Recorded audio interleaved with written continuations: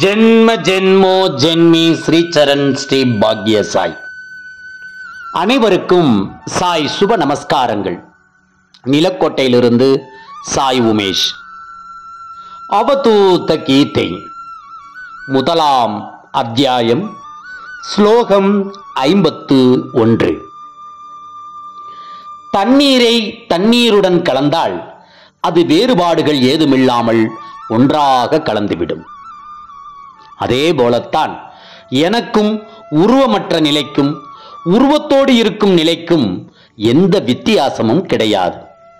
அவை எப்போதும் பிரியாமல் இருக்கும். பிரம்மத்திற்கு அப்பால் இருப்பது என்று ஒன்று கிடையவே கிடையாது. நாம் நம்மை உருவத்துடன் கூடிய துவைத நிலையுடன் சம்பந்தப்படுத்திக் கொள்கிறோம்.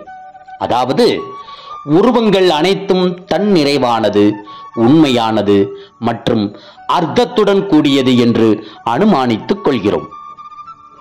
அறியாமை நிறைந்த நம் மனது வடிவங்கள், உருவங்கள் அனைத்தினுடைய உருவமைப்புதான் அதன் உண்மைத்தன்மை என்று அனுமானித்துக் கொள்கிறது. நாம் மீண்டும் மீண்டும் சிறைப்பட்டு கிடக்கும் நம் எண்ணங்களை விடுவித்துக் கொள்வதில் தீவிரம் காட்டும் பொழுது அனைத்து துவைத உருவங்களும் அர்த்தமற்றவை மற்றும் அவற்றில் எந்த உருவமும் பொதிந்திருக்கவில்லை என்பதை கண்டுகொள்ளலாம்.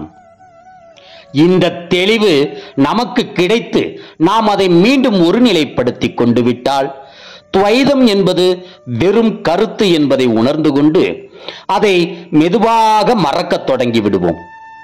பிறகு எப்போது அக்கருத்துக்கள் அனைத்தும் முழுமையாக நீங்குகிறதோ அப்போது அதுதான் பிரம்மம் என்பது வெளிப்படும்.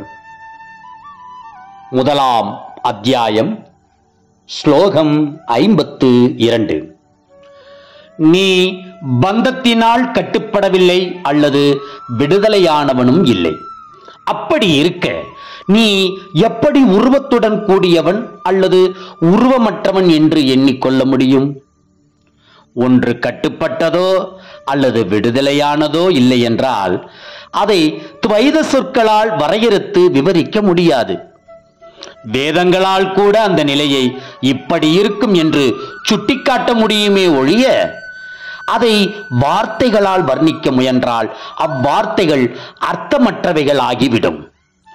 மொழியுடன் இருக்கும் நம் தொடர்பு அறுக்கப்பட்டால் பிரம்மத்தின் உண்மையான நிலையை நம்மால் உணர்ந்து கொள்ள முடியும்.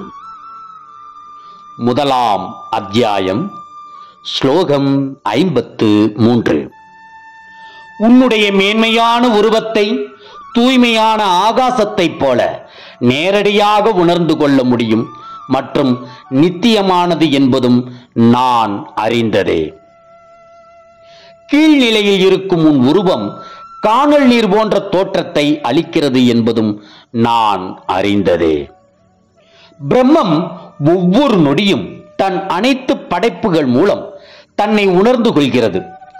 பிரம்மம் ஒரு சிறு நுண்ணுயிரை கூட விட்டு வைக்காமல் அனைத்து படைப்புகள் மூலமும் தன்னை உணர்ந்து கொள்கிறது. அப்படியானால் நாம் ஏன் பிரம்மத்தை உணர்ந்து கொள்ளவில்லை என்று துன்பப்பட்டு தவித்துக் கொண்டிருக்கிறோம்? பிரம்மம் சில வழிகள் மற்றும் உருவங்கள் மூலம்தான் தன்னை உணர்ந்து கொள்ளும் முறை என்ற ஆழமான எண்ணத்தை கொண்டிருக்கிறோம்.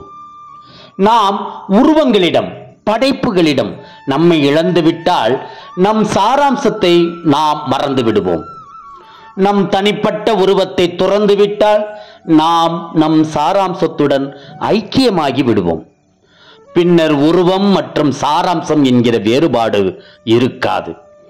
பிரம்மம் அனைத்தையும் கடந்து வெளிப்பட்டு அது மட்டுமே நிலையாக நிலைத்திருக்கும். ஜெய் குரு சாய். நற்பவி சாய்ராமா.